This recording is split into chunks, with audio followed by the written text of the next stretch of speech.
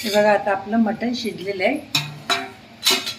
नेहमीच आपलं कांदा, खोबरं, सुकं खोबरं भाजून घेतलेलं आहे, तीळ, जिरे आणि लसूण, कोथिंबीर.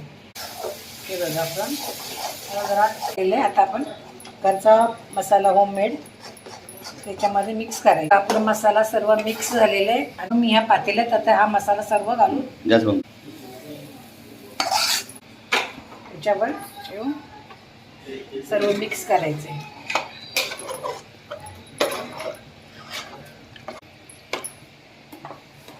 हे बघा आता हे थोडंसं आता एकजीव झालं की आळवले सगळं. हे पाळून घेऊया.